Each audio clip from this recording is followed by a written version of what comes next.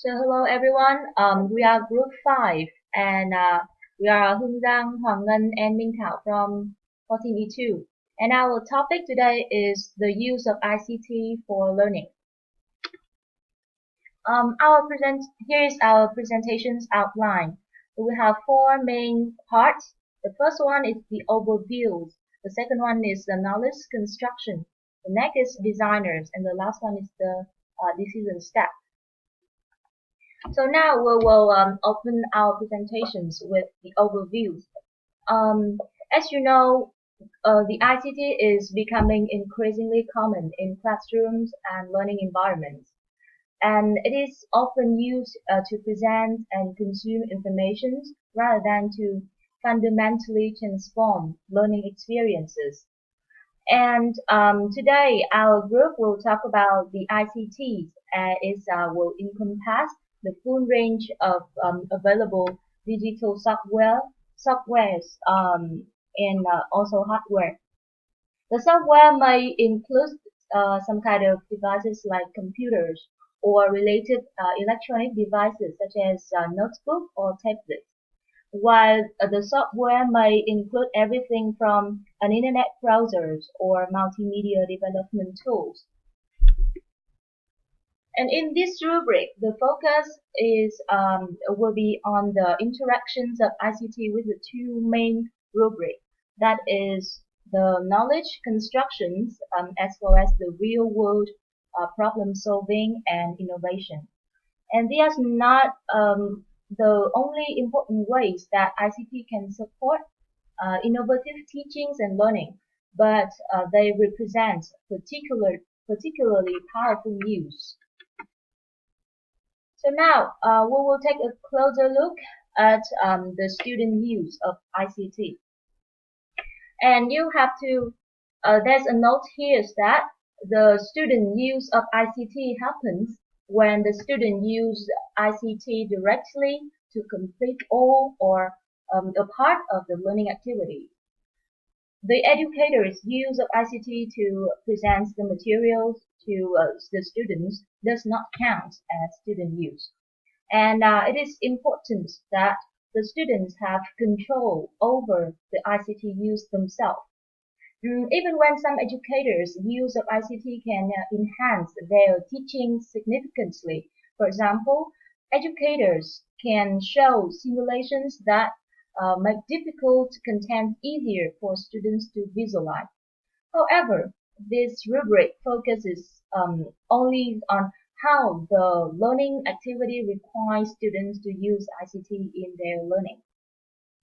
So we want to say that the rubric will look at the opportunities of students to use the ICT as the learning activity, and the ICT use can be considered when the students are required to use ICT and can use ICT to complete an activity. And let's look at some more specific situation to see whether he's the ICT or not. Can you look at the first situation here? The students complete a math learning activity by using Excel spreadsheet software. And here you can see that the student they use the software that is the Excel spreadsheets. So it is considered as one kind of ICT utilization. And here we will compare with the second situation when the students complete a math learning activities by using worksheets that educator has printed out from the computer. And here we can see the educators also use the worksheets, but it's not the students. So here we cannot consider it as the use of ICT. The next situation we can look at is when the students learn about self-replication by watching the educator demonstrate a software simulations of the process. So the student learn about the self-replication, but they just watch the educator to demonstrate it. So of course here's not the use of ICT. And the last situation when the students use a Microsoft OneNote to edit their writing and tracking any changes as they go. So here they apply the Microsoft OneNote, that is one kind of software to analyze their assignment and also use it to track any change. So of course, here's one situations of the use of ICT. So that's the big ideas of ICT, and now I will go into details about how ICT supports knowledge construction. First, knowledge construction occurs when students generate ideas and understandings that are new to them through interpretation, analysis, synthesis, and evaluation. So when do students use ICT? Well, they use ICT in two ways. First, they use directly for the knowledge construction part of the learning activity, and secondly, they use ICT to indirectly support knowledge construction.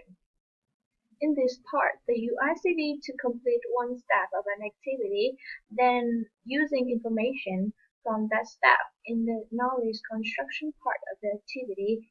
For example, students might search for terms related to current events on Twitter and then analyze people's response offline. The information they found on Twitter support their analysis. So we say that ICT use supported knowledge construction. Well, knowledge construction support by ICT must be about the learning goals of the activities and the evaluation of the internet resources to the learning goals is also considered knowledge construction.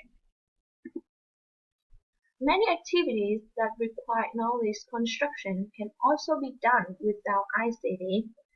So when do we have to use ICT, and when do we can some knowledge construction can also be done without ICT? Well, when the student use internet to find newspaper articles about current events from 3 different countries and analyze how the perspectives are similar or different, that is when they have to use ICT. And when they don't is when they read the local newspaper online to research a current event and analyze 3 stories that they find. So you can see that there is a difference between the challenge, the difficulty. So now we will look into details about if these students use knowledge construction or not. The first one, he used autocollage to create a composite image. The first one is of artworks by an artist of his choice, and option B is that reflects the style and influence of an artist of his choice. So you can see that due to the level of difficulty, the first one of artworks by an artist of his choice is not required to be used by supporting knowledge construction. But the second one is that the students have to use support knowledge construction. And the second example is that he used a computer-based simulation to investigate how stars are informed, or he watched a video about how stars are formed. So this sentence is quite easy, right? So the first one, A, he used a computer-based simulation to investigate how stars are formed, is knowledge construction. So this statement, he used networks explored driving games to research and publish the effects of texting while driving, or he used Kinect's driving games for entertainment. So the correct answer is A, to research and publish the effects of texting while driving. Number 4, he used Microsoft OneNote to write an essay on a computer in order to have organized and synthesize his ideas in writing, or he used Microsoft OneNote simply to type an essay that he has written. So the correct answer here is, of course, A, because he also used this tool to organize and synthesize. So the fifth statement, he used Excel spreadsheet software to analyze results of an experiment, or he used this tool to add numbers together. So similarly to the previous statement, this one has A to be the correct answer. Okay, so next we move to students as designers of ICT products. So when are students regarded as designers of ICT? It's when they create ICT products that others can use. We can take an example of this, like students create an English website for their peers and make it available on the internet. So, by this, they create an ICT product that others could use, and the product lasts beyond the learning activity and can be used or enjoyed by an outside audience. Okay, so next one is the benefit of ICT. It's supporting the real world problem solving and innovation. So how can students act as designers? It's when they have an authentic audience in mind, such as a community that needs the information that broadcast to provide a youngster student who will learn about something of ICT products, and definitely students who create a product with no particular audience in mind do not qualify as designers under this definition. So now we move to activity, that is a yes/no question. And the question here is, are student designers of an ICT product? The first one is students use Songsmith to create songs to educate visitors to the Children's Natural History Museum about dinosaurs. Yes or no? This one is yes, because students must think about the interest and ability level of museum visitors to create a song with appropriate content and music. The next statement is students create video of their own interviews with local community members that we air on a local television channel program about our community. This one is still yes, because students must come to the television audience and adhere to television programming parameters. Next one, students use Songsmith to create songs about dinosaurs that they would post on the internet for general access. This is opposite to the first one, so it's no, because students do not need to consider any specific end users. Okay, so the next statement is, in a computer program class, students use Touch Develop to design and program a mobile smartphone app that could help senior citizens in their daily life. Is it yes or no? It's yes, because the student view knowledge of computer programming and must consider the needs of senior citizens in order to create an app that could be useful for the population. Next question. Students use the internet to research and communicate with local food producers and then develop an app to help families in the community make more local choices when they buy their food. Is it yes or no?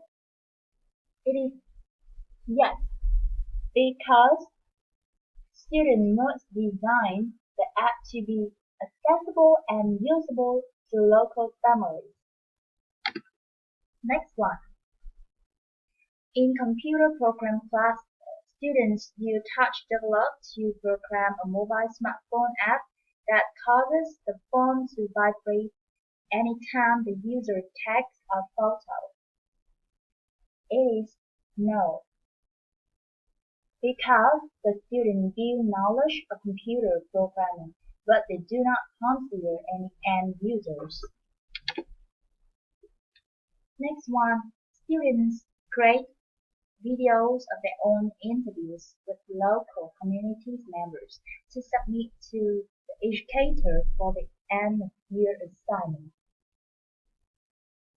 This is no, because students do not need to design any particular audience.